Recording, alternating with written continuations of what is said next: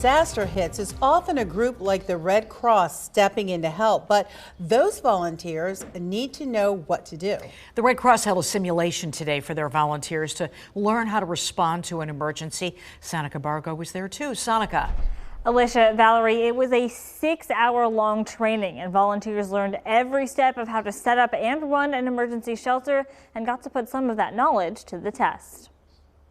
Emergencies can happen any time of the day or often at night. So it's important to be prepared. That means training. Let's get all these cots going the same way. Red Cross volunteers in Cumberland County spent hours Tuesday learning every step of setting up an emergency shelter, from checking people in to setting up sleeping areas to safely serving food. Try and build what I call muscle memory. Dean Lee started volunteering 4 years ago. Now he helps lead these training sessions. Any number of our volunteers might be called to set up the shelter, to operate a shelter. He says things move fast. Shelters need to be ready in less than 2 hours. Making sure that we're quick to act is very, very important to us. Executive Director Laura Burke says training is a low-stress environment. One where they can ask questions and have immediate feedback and then put that into practice. Unlike a true emergency, where something that seems simple, like setting up cots, can get complicated. Again, taking into account what are the medical needs,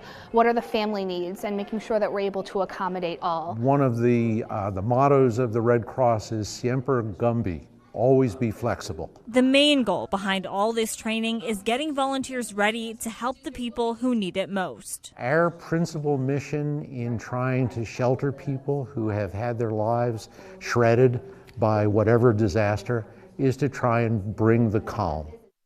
Now, the Red Cross is looking for more locations in central Pennsylvania that can be used as a shelter. Executive Director Laura Burke is asking any interested organizations to reach out to the Red Cross. In the studio, Sonica Barco. Alicia, back to you. Wonderful.